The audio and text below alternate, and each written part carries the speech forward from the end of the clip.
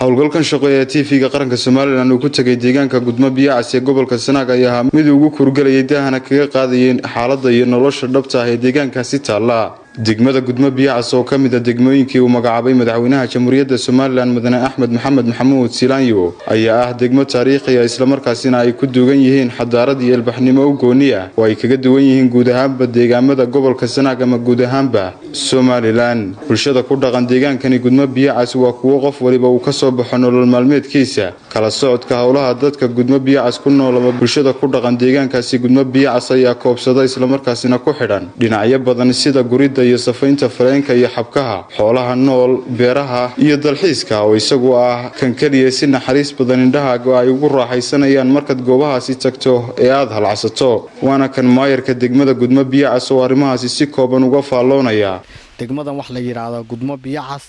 degmadan waxay xukuntaa oo hoos yimaada 13 tuulo ayaa hoos yimaada 13 tuulo hadday caafimaad tahay hadday ganacsi tahay hadday waxbarasho tahay intuba degmadaas ay hoos timaada degmada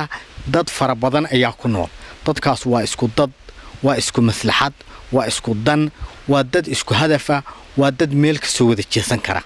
oo wax ku oola degmadan ayaa ah mid ku abtirsata xarunta ciyaaraha hidaha iyo dhaqanka Soomaaliland sidoo kalena degmadani Gudmo Biyacaas ayaa degmo dheer degmooyinka dhigeeda ah nimco iyo mucjisooyin kala doorsoon oo eebba ku galaday deegaankaasi waxaana arrimahaasi si kooban uga hadlaya qaar ka mid ah bulshada ku dhaqan deegaankaasi waa degmo ku caanbaxday khayraadka dabiiciga ah oo aad iyo aad khayraad ballaaran u leh hadday biyaha tahay hadday fuleenka tahay fuleenka waxa la yiraahdaa waxyaabaha xabkaha la yiraahdo waxa ay ka soo go'aan moxor kale maydiga leh sida horeba loo soo sheegay malmal kale biyaha oo ah dhowr nooc isugu jira meel la ka soo wada baxa isu jira wax yar biyihii qadhaadha kuwii macaana kuwii kululaa kuwii qaboobaa intaasi meel bay ka soo wada baxaysaa waxaan leeyahay ku soo dhawaada degmadii Gudmo Biyacaas welcome baan leenahay runtii qurba joogta reer Gudmo Biyacaas mar labaad waxaan idin leeyahay war ka soo qayb gala oo qaybtii dalxiiska way dhiman tahay oo dadkiina dibadda joogay wax badan soo arkay wayna ka qaab qaataan qaybta dalxiiska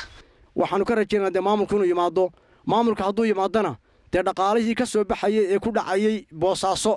iyo haddii ay Bakooriyo Puntland ay qaadanaysay dee maanta waxay khayraadkaasi maanta dhaqaalaha dalka ayuu ka mid noqonayaa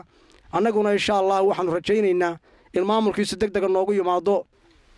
khayraadka ka soo baxaya Gudmo Biyacaas inay weylowdo oo dawladda wax tarto oo cashuurta la qabto oo haddii ay bayd maayo mushaharka lagu bixiyo oo ay dad badan anfacdo annuna waan u diyaar garoobina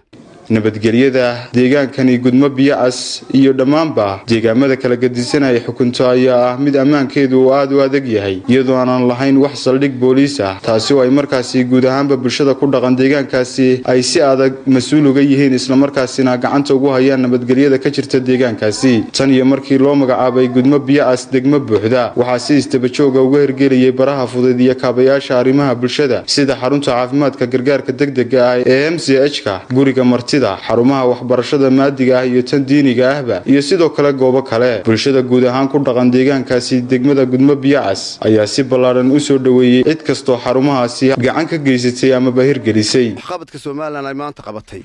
waa mid lama oo muuqda oo aad iyo aad taaban karo waxaanu leenahay halka idinkuna ka sii wada marka inaanu dawladii aanan wax la qabanno horumar gaarsiino miisaanada dhaqaalaha miisaanada wanaagsan ee ahaad iyo adeer meesha wanaagsan ka muuqanaysa inaanu horumarna sii gaarsiino degmooyin la iska magacaabaa jiro magacooyaalina noqon degmooyinka ugu horeeya ee ugu qaalisan ee miisaanada ka muuqda ee ugu cadcad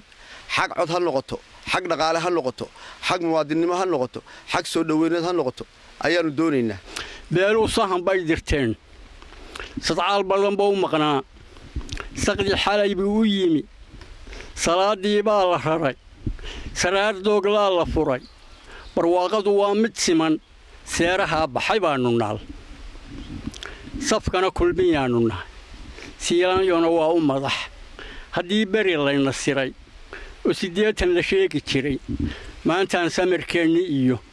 saldanadii wada helay salaada waqtiga tukada waxaan kale oo salaamayaa